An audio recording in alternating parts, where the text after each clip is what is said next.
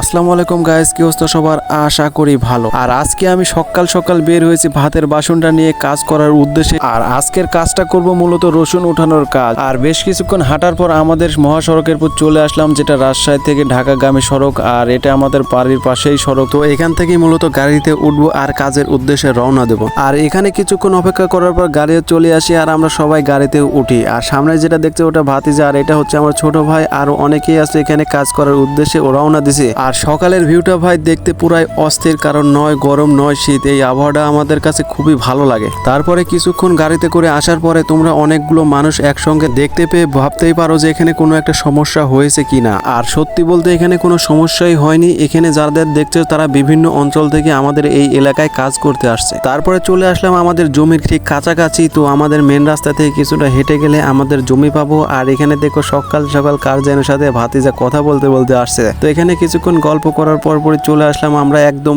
জমির কাছে। আর এভাবে বেশ কিছুক্ষণ হাঁটার পরে আমরা চলে আসলাম ভুট্টার জমি। আর এই ভুট্টার মধ্যে দিয়ে যে হাঁটা চলাটা কতটা কঠিন যারা হাঁটছো তারাই তোমরা জানো, কারণ এই ভুট্টার পাতার চারিদিকে কাটা কাটা যুক্ত থাকে, যার কারণে আমাদের শরীরে ঘষা লাগা মাত্রই ওখান থেকে কেটে জ্বালা পোড়া শুরু হয়। আর কি আর বলবো, অনেকক্ষণ প্রায় 40 থেকে 45 মিনিট আসার পরে আমরা সেই কাজের জায়গাটা পেয়ে গেছি। আর এখানে যা রসুনের গাছ দেখতেছো একটাও খাড়া নাই, সবাই শুয়ে আছে। আর রসুনের গাছগুলো শুয়ে থাকলে সারাদিনের মধ্যে আমাদের কাজটা কমপ্লিট করে যাইতেই হবে, কারণ বাড়ি তো বুঝতেই পারতেছো যে অনেকটাই দূরে। আর চলো গাইজ, কিভাবে কাজটা করব সারাদিন তোমাদের একটু দেখিয়ে দেই। আর রসুনের গাছ যেহেতু শুয়ে আছে সেহেতু তোমরা একটু কিছুটা হলেও বুঝতে পারবে কম। তো দেখো একটা একটা করে হাতের মুঠোয় করে গাছগুলো একত্রে করছিল। আর এই একত্র করতে করতে বেশ কিছুক্ষণ পর যখন হাতের মুঠোটা বেশি হয়ে যায় তখন সবগুলো এক জায়গায় করে একটা আটি আকারে বেঁধে পিছনে খুব সুন্দরভাবে রাখতেছিলাম, যাতে করে মাথায় করে এক স্থান থেকে অন্য স্থানে খুব সহজে নিয়ে যাওয়া যায়। তারপরে রসুনের আটিগুলো পাইপের উপর রেখে একে একে সুন্দর করে সাজাতে হবে, যাতে করে খুব সহজেই মাথায় নিয়ে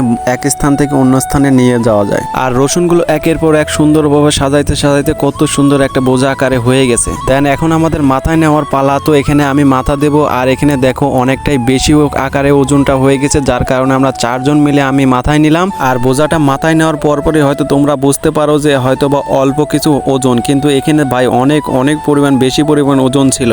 আর এই রসুনগুলো এখন মাথায় নিয়ে এমন একটা জায়গায় যেতে হবে যেখানে আমাদের গাড়িটা পর্যন্ত আসতে পারে। আর আমাদের জমি ছাড়া খুব কাছেই আমাদের এই রাস্তাটা ছিল, যার কারণে এখানে আসতে খুব একটা কষ্ট হয়নি। তো আমি চিন্তা করলাম যে রাস্তার এবার না নামিয়ে ওপারে রাখি, এখানে যেহেতু ছায়া আছে তো এখানে আমাদের গাড়িটা সাজাইতেও অনেক সুবিধা হবে। তো যার কারণে আমি এখানে নামাইছি। আর বোঝাটা নামানোর সঙ্গে সঙ্গে দেখো পড়ে গেছে। তারপরে আমি খুব হ্যাপি যে এত বড় একটা বোঝা আমি মাথায় করে নিয়ে এসে নামাইতে পারছি। তারপরে শেষমেশ আমাদের বড় ভাইটা গাড়ি নিয়ে উপস্থিত। তো আমি একে একে গাড়িতে তুলে দিচ্ছি আর বড় ভাই আমাদের গাড়িতে সুন্দরভাবে সাজিয়ে নিয়ে যাওয়ার জন্য ব্যবস্থা করতেছে। আর এভাবে গাড়িটা সাজাইতে আমাদের 15 থেকে 20 মিনিট ওভার চলে যায়। আর সময়টা একটু বেশি লাগলেও চারিদিকে এমনভাবে সাজাইতে হবে যাতে কোনো দিকে গড়ে না পড়ে যায়, তার কারণে আমাদের সময়টা একটু বেশি নিয়েছি যাতে করে কাজটা ভালোভাবে সম্পূর্ণ করতে পারি। আর এদিকে দেখো গাড়িটা সাজাইতে সাজাইতেও প্রায় শেষের দিকে আমরা চলে আসছি। আর এই দিলাম লাস্টের 2টা আটি, আর এটাই আমাদের শেষ ছিল। তো তারপরে যেহেতু আজকের পরিশ্রমটা একটু বেশি ছিল তার কারণে আমরা এখানে কিছুটা